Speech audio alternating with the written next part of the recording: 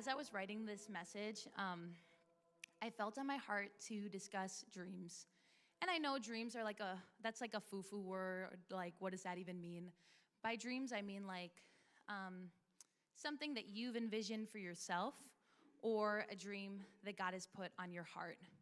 So some synonyms for the word dream are ambition, aspiration, desire, wish, you're like wishing, hope. And so naturally, as an optimist, the title of my sermon today is When Dreams Die. What can you do? I realize the title of this sounds kind of like, one of those songs on your alt-rock mixtape back in the day. It's like, oh, I love When Dreams Die. That's my favorite song, like back when you're in middle school. Or it sounds like, something like the main character writes down like in their diary, in like one of those like coming of age teen movies where like it's just like, it's such a boring movie now when you watch it, but like as a teen you're like, this is so relatable, this is me.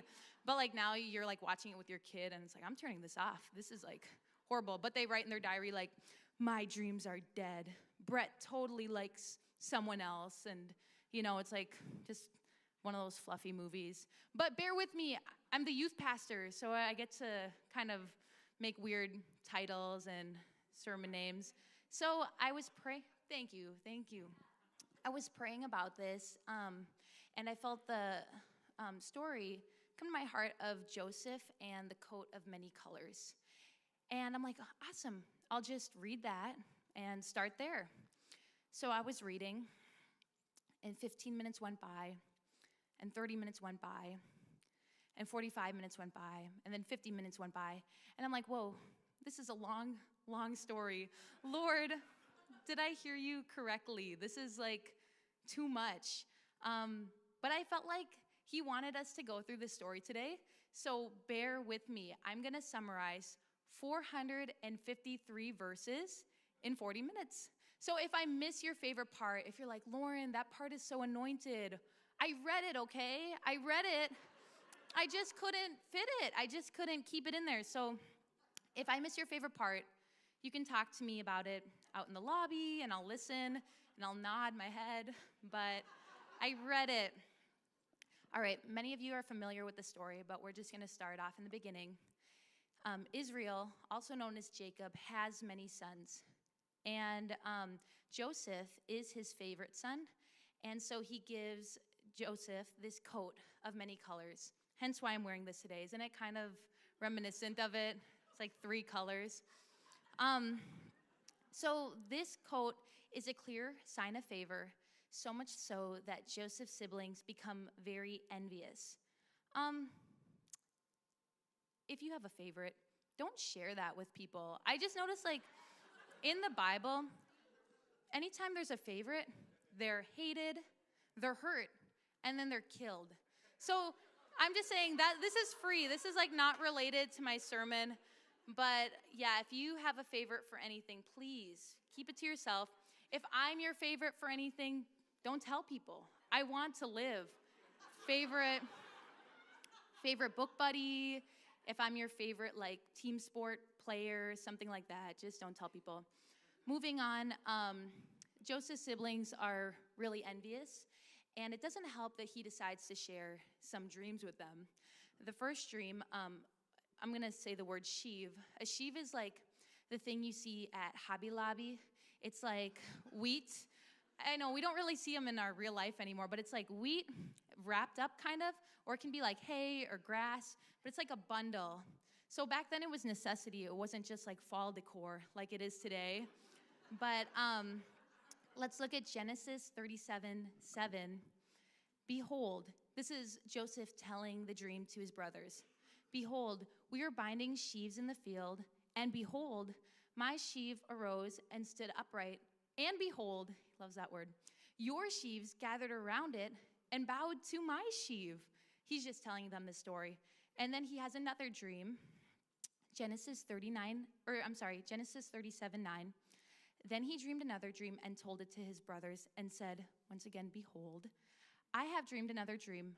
Behold, the sun, the moon, and 11 stars were bowing down to me. The brothers were infuriated by this, obviously. Like the coat, the sheaves, now like the sun, the moon, the stars. And in the brothers' defense, okay, I know we shouldn't always like defend like the bad guys in a story, but if Pastor Adam, do you guys know Pastor Adam? Woo, he's my coworker. If we walked out back right now and you're like, Lauren, I had this dream.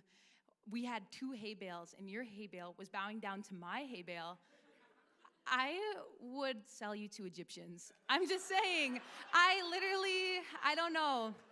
I get it. So the brothers plot to kill Joseph. Reuben talks him out of it and plans to save him. But while Reuben is away, Joseph is in a pit, and the brothers sell him to Ishmaelites. And then he ends up getting sold again in Egypt to Potiphar, an officer of Pharaoh, captain of the guard. His brothers lied to Joseph's father, Israel, saying that Joseph was killed by animals. And obviously, Jacob or Israel is very distraught. Can I get a drink of water? I'm sorry, I know that's not very professional. Just think about me selling Pastor Adam to, can you open this? Think about me selling Pastor Adam, and that'll help. Do we have a humidifier? It's like so, it's so dry. All right, apologies. Do you guys remember where we are in this story? All right. Selling Adam. Yep, that's where we were. So right now, his dream is looking like the complete opposite situation of his current life. You know what I mean? Like in this dream, his brothers were bowing down to him, not like beating him up and selling him into slavery. Like things are just looking very opposite. And I think in the natural, like we could say his dream is dead. We know when we see it, like, you know, when a dream dies, like it can start out pretty innocent, like you wanted to try out for football team in high school, and then you don't even make it past tryouts.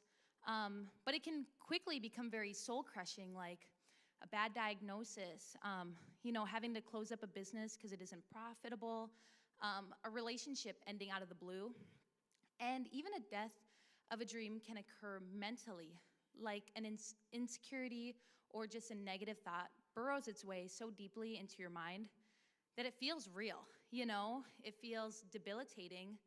And one day you wake up and you're like, I can't do this anymore. I don't want to do this. Everything is fine, but, we can have those negative thoughts come in and kind of like kill our dream inside of our mind. Does that make sense? I actually have a funny story. I feel like, Adam, you're going to be upset that I'm bringing it up. But this actually happened to me like 6 months ago. Adam wasn't the one who, started this, but he's just going to think it's small. But for me, I kind of had this death of a dream. Everything was going well in my life. Finances were good. Job was good. Life was good. I had food in the fridge, like normal life. Everything is normal. And then I just had this day at work, and things were fine, normal. And then this was not Pastor Adam. I'm like making that very clear. I'm not being sarcastic. This actually wasn't him. But somebody made a comment about the way I speak. And it was a good comment. It was meant to be good. But they mentioned that I have a lisp. And I stood there and I'm like, oh my goodness. People have mentioned that while I was growing up. I never really took time to think about it, but I guess you're right. And my brain like broke. I don't know how else to describe it. It's like, think of like you're a personal chef and you're doing your personal chef stuff, making souffles, whatever else personal chefs do. And then like you go on Google and you find out like your food tastes bad. You're like, what? Nobody told me this thing or whatever. I don't know how else to describe it, but I felt like this part of my soul gets so insecure and I just felt so stupid. I felt like a joke. And I had like this moment in my kitchen where I was just like, do you ever have that where you're like kind of hyperventilating? You're like inconsolable. This was like such a small little comment. It wasn't even meant to be a bad thing, but it just never registered with me. So my brain kind of broke and I'm like, I never want to speak again. I'm just so insecure. And Caleb is just like shaking me like, stop it. Like, what happened? You were having like a normal day. You were loving your life. You were loving your job. And then this comment just got so, in your head that now you're saying you like want to quit and like work at Kohl's. Like, what's going on? But seriously, that death of a dream can occur mentally. Don't worry, guys. I am up here today, so you don't have to console me or make me feel better about my voice or anything like that. This is like some good speech therapy for me, so thank you for the free therapy. Moving on, Genesis 39, 2-4. The Lord was with Joseph, and he became a successful man, and he was in the house of his Egyptian master. His master saw that the Lord was with him, and that the Lord caused all that he did to succeed in his hands. So Joseph found favor in his sight and attended him, and he made him overseer of his house and put him in charge of all that he had. Even though the brothers took his physical symbol of favor, they could not take God's favor within him.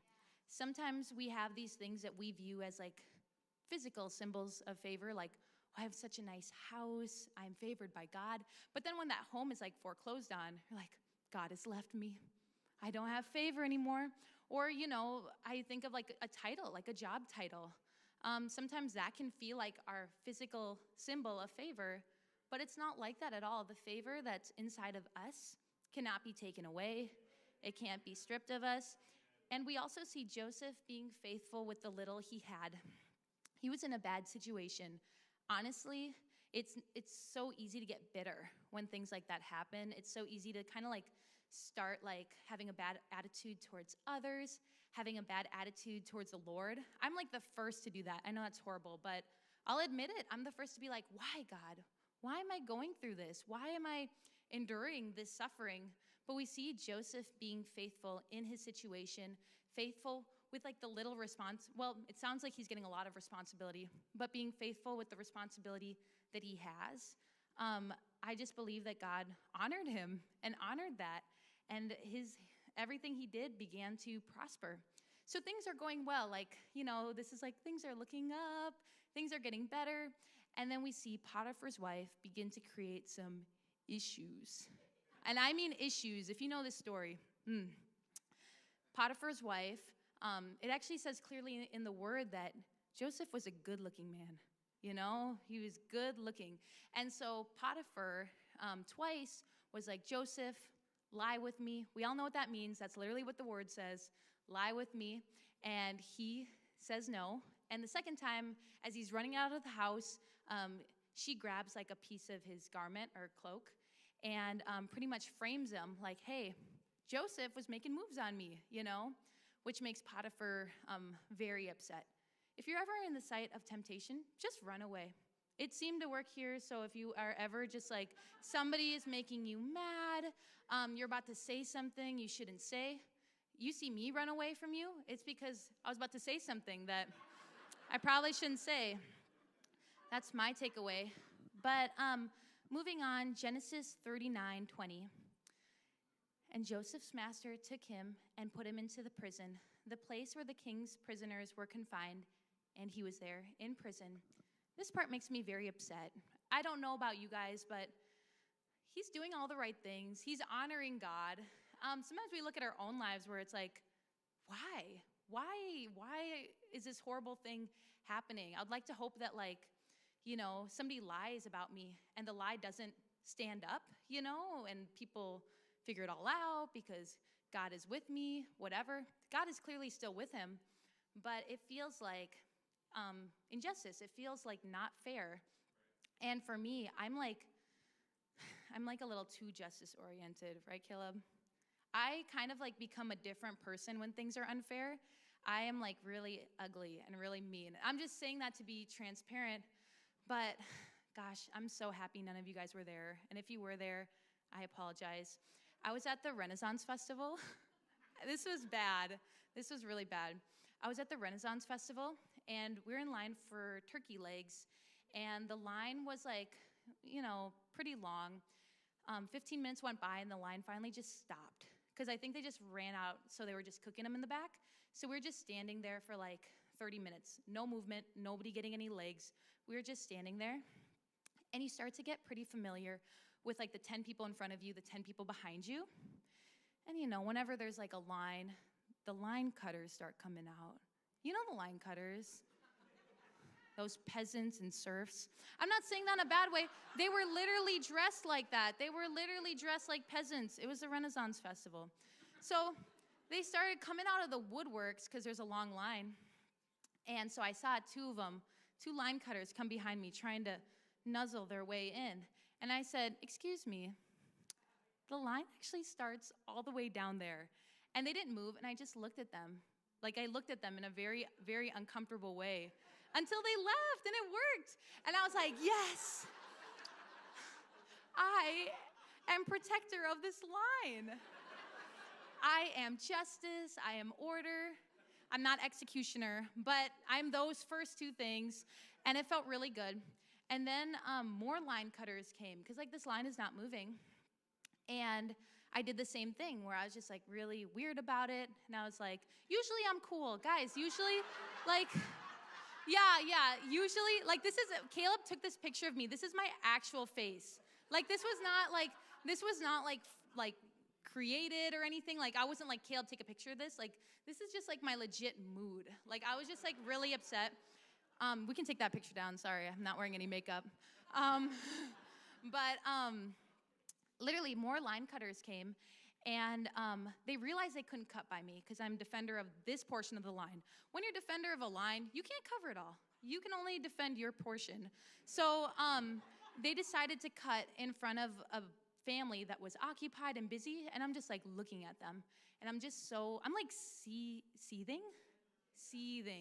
I don't know why. This is food, people. This is food. But I'm like getting so upset. And yeah, that was the face I was making, like just looking at them. Like I was so angry. And then like while we were in line, somebody actually gave us like 2 free coupons to get free turkey legs. So that like saved us $20. But I was still seething. Like I was still like, even though this like free thing came our way, this blessing came our way, I was so focused on that little thing that felt unfair. I didn't even notice like the blessing that was in front of me. Caleb is like partying, having like this, like, "Lauren, we just saved $20. I'm like, "I don't care. I want to see them at the back of the line." Doesn't matter to me. I just want to see them not there. And so we finally get our food, and I had choice words like when I walked by. Nothing super bad, but I'm just glad you guys weren't there. And I just realized that I feel like the enemy, and I know this is such like a weird example, but the enemy will rob us of what God is doing in those seasons where things feel unfair. I just got free food. $20, that can go a long way at the Renaissance Festival, but I was just so upset and angry that I wasn't like paying attention to the good stuff that was happening. And our Lord is our protector. Even those moments where things feel unfair, the Lord sees it all. He will vindicate us. He will protect us. He will take care of things. I hope when she got up there, there were no turkey legs. I'm just kidding. There were, but I shouldn't wish that. I'm so sorry. Moving on, let's look at Genesis 39:21. "But the Lord was with Joseph and showed him steadfast love and gave him favor in the sight of the keeper of the prison." I love that part. The Lord was with Joseph. We read the word, and it highlights these individuals. Like we look up to them. They are patriarchs, matriarchs, but the Lord views our story this way too, where even when we are in a crisis or a situation, picture the Lord as the narrator of your story. The Lord is with you, and we're his main character. We're highlighted, and he literally wants to protect us and provide for us in the same way. So let me go back and read that verse again. I'm sorry, one moment. I was thinking about viewing our own story like that more often, where, could we put up verse 21 and 22, please? Thank you. Viewing our own story like that, where when we're in a situation, we have steadfast love and favor from our Father. So we see, do we have 22 and 21? Could we go back to 21? Can we go to 20? I'm sorry. My bad. All right. So we see this situation where he's in the prison. The Lord showed it to me like this while I was reading it. Out of the 400 and whatever verses there was this one really stood out to me. So we see the situation. Joseph is in prison. Can we go to that next verse? And then we see that the Lord was with Joseph, showed him steadfast love, and gave him favor in the sight of the keeper of the prison. The Lord just took a moment with me and reminded me that we can view our own story like this. When we have crisis, we can really just take a moment to step back and view him as the narrator of our lives. So I'm not saying rewrite the word, rewrite your own verses, but I just gave it a shot for myself. This is not the Bible, but start out with our situation. This is a true story. While Lauren sleepeth, her townhome pipes froze and burst, and she hath no home aside from her in-laws, 5,000 cubits away. But the Lord was with Lauren, showed her steadfast love, and gave her favor in the sight of her in-laws. I love my in-laws, actually. They're here, by the way. But in the same way, when we find ourselves in these situations, just take a step back. Sometimes it's so easy to just focus on our situation, but be like, nope, the Lord is the narrator of my story. His love and favor, they're upon me, and he is with me. So moving on, we see Joseph continue to have the favor of the Lord, even in this very low situation. Genesis 39, 22 to 23. And the keeper of the prison put Joseph in charge of all the prisoners who were in the prison. Whatever was done there, he was the one who did it. The keeper of the prison paid no attention to anything that was in Joseph's charge, because the Lord was with him, and whatever he did, the Lord made succeed. This is like some Shawshank Redemption stuff. Like, what? I don't know what else to say. The fact that he's, running things and doing things, I don't know if I would trust a prisoner to do that, but while he's in prison, he interprets two dreams, one of the king's cupbearer and one of the king's chief baker. And 2 years goes by. Guys, 2 years in prison, that's a long time. If I were in prison for like 1 week, I would be like, the enemy has won. I don't know what else to say. The enemy has won. But even in these moments where it seems like the enemy is persevering, we just need to allow the story to unravel and see, nope, God was faithful the entire time. Despite what my perspective was, we got to take ourselves out of it, look at that full story, and say, no, the Lord was faithful. So he was in prison for 2 years. And I believe it was, let me see if it was the cupbearer or the chief baker. One of them was like, oh, Joseph, I forgot about that kid in prison. He can interpret your dream, Pharaoh, because Pharaoh has this dream that he needs interpreted. And so Pharaoh calls on Joseph to come interpret the dream, and Joseph interprets it. There's going to be 7 years of plenty and flourishing, and then there's going to be 7 years of just like a horrible famine. And Genesis 41, 38 through 40 says, and Pharaoh said to his servants, can we find a man like this, in whom is the Spirit of God? Then Pharaoh said to Joseph, since God has shown you all this, there is none so discerning and wise as you are. You shall be over my house, and all my people shall order themselves as you command. Only as regards the throne will I be greater than you. So we see Joseph elevated to second in command. And, he is back on top despite that long time. Honestly, if I were the Lord, and thank God I'm not, oh my goodness, I would be wrathful, clearly, and not very patient. But, you'd like to think, make things happen a little bit quicker. Even the dream, that was just so long ago to see it take so long. But when we view it this way, it just makes so much sense. He was just always there. So during this time of famine, Joseph's brothers, you guys remember them from the beginning of the story? Sold him, beat him up, the works. Okay, so they travel to Egypt because they're in a famine and they need to purchase some food. And they don't recognize Joseph, so they come to him, call him Lord, bow down to him, fulfilling this prophecy. And later on, Joseph ends up revealing that he is Joseph. Obviously, they're terrified now, but he makes it all good. He lets them know that they are forgiven, that he wants to help them, and he allows their family to prosper. So let's go to Genesis 50, 15 through 21. Can you guys believe we've read like 450 verses already? You guys, whoa, we're troopers. All right, so when Joseph's brothers saw that their father was dead, I'm sorry, I skipped a little piece. So moving back, Joseph is blessing them. They all move to Egypt. Their lives are good.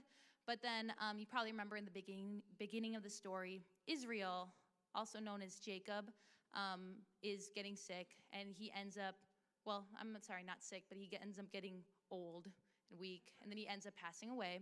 So now we're going to read that. When Joseph's brothers saw that their father was dead, they said, "It may be that Joseph will hate us and pay us back for all the evil that we did to him." So they sent a message to Pharaoh saying, "Your father gave this command before he died. Say to Joseph, please forgive the transgressions of your brothers and their sin, because they did evil to you. And now please forgive the transgressions of the servants of God of your father." Joseph wept when they spoke to him. His brothers also came and fell down before him and said, "Behold, we are your servants." But Joseph said to them, "Do not fear, for am I in the place of God? As for you, you meant evil against me, but God meant it for good, to bring it about that many people should be kept alive as they are today. So do not fear, I will provide for your little ones." Thus he comforted them and spoke kindly to them. Reading all this, I don't believe that God wanted all that bad stuff to happen. I don't believe that he wanted him to be enslaved, go to jail, all this stuff. We clearly see that, the brothers were driven by jealousy, and Potiphar was driven by who knows what. I'm just kidding. It was lust, which is from the enemy. And these attacks, were not from the Lord, but we see how he turned it all around for good. And Joseph even has this perspective that I need to pray more, because I don't even understand how he has this perspective where he's not bitter about what was done to him.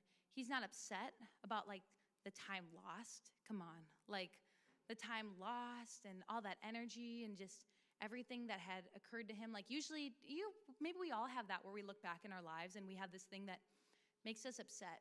Like an attack of the enemy, a situation in our lives where it makes us bitter, it makes us angry. It's like, gosh, why did they do that to me? You know what I mean? But something that Joseph has is just this clear picture. He's so aware of how God brought so much good out of it. He just has that so clearly cemented in him that, you know what, that was a horrible situation, but he doesn't even think about it. He doesn't spend any time dwelling on it because he has such a clear picture of the good that God has done. And I pray in faith that we see our situations like that as well. For a long time, I felt really, not maybe bitter isn't the right word, but there are times, where I felt like, I wasted so much time. There was a season in my life where I was very depressed and I was very anxious. And I was addicted to self-harm for 7 years.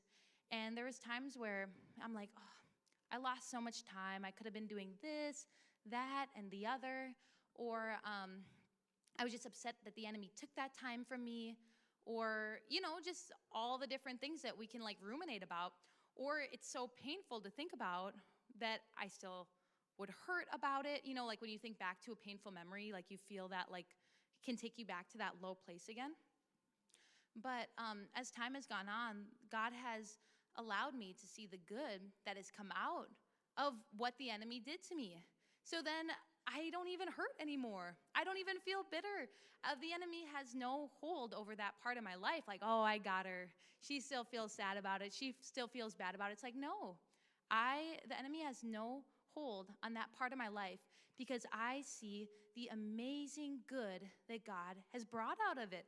I don't even think, like, honestly, overcoming that and going through that, I just have this strong desire to see youth healed, youth loved on and set free. And honestly, if I hadn't gone through that, I don't know if I'd feel that way. I'd probably be working at like Dairy Queen or something. I don't know, I've always wanted to do something like that. Like they do the little Q or that little curl on top. How do they do that? I gotta work there to learn. Or like they hold the blizzard upside down. Does it fall out sometimes? I might just get a part-time job by you, right? Don't you live by one? All right, so I will.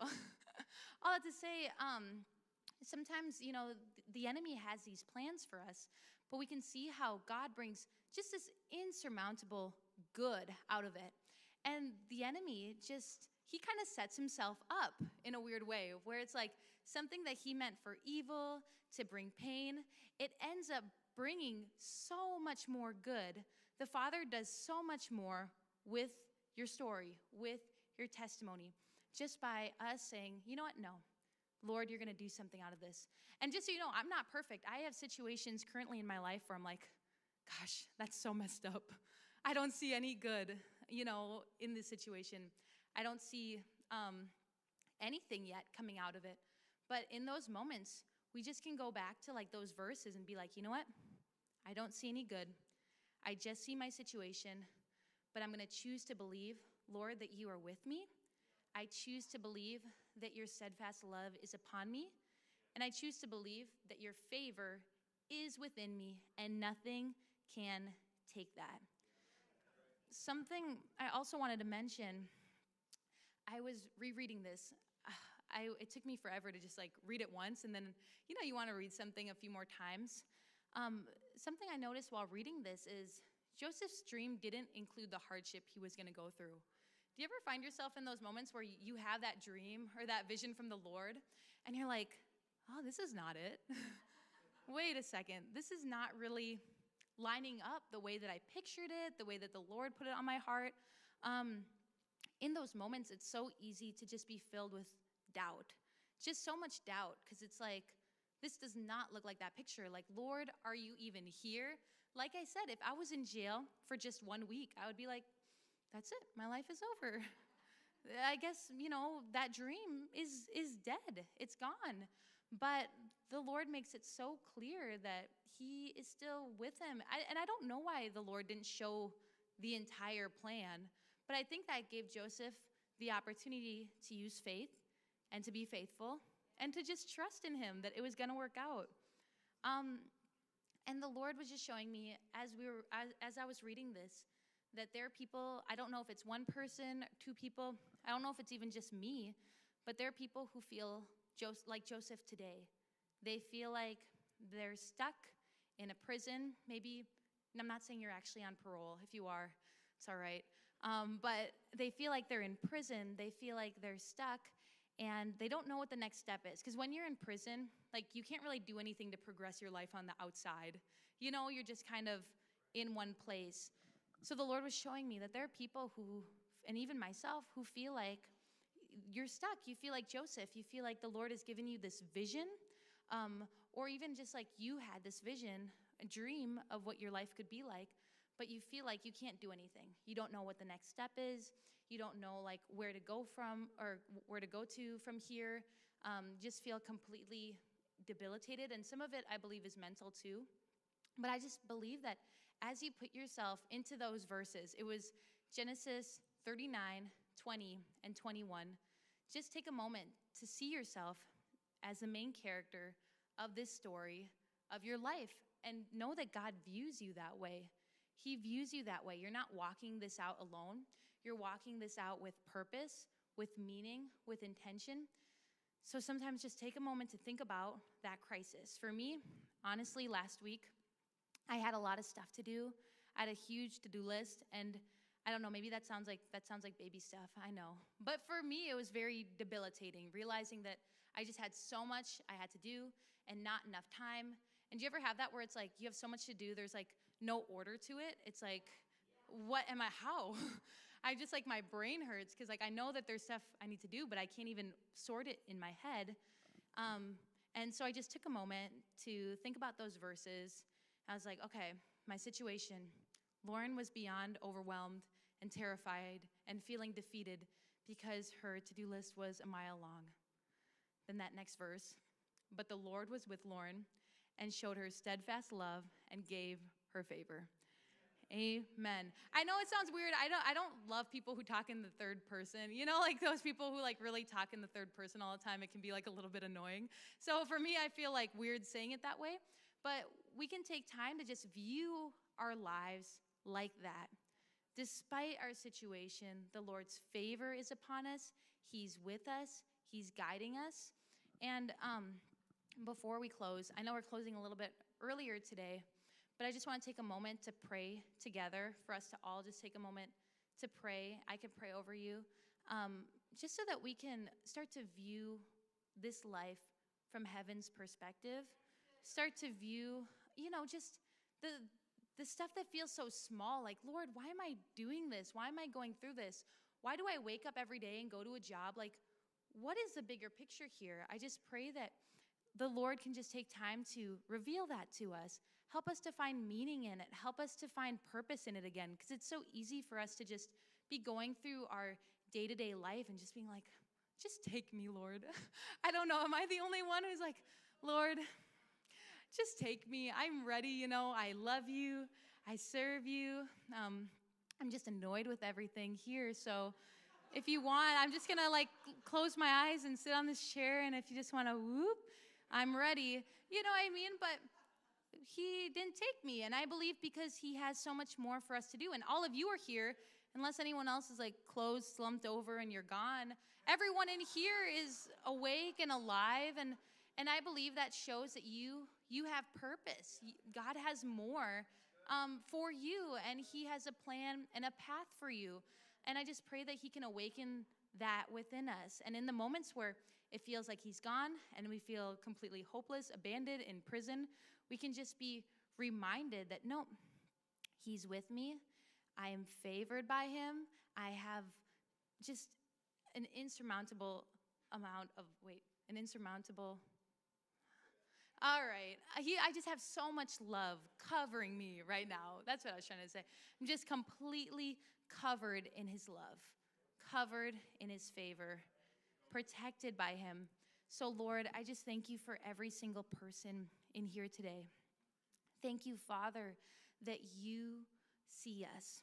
We're not unseen by you, Father.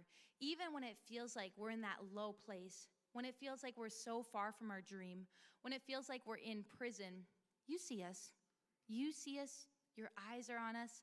I just pray, God, that you begin to stir up our spirit.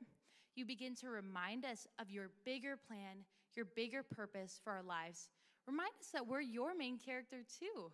You just love us so, so much.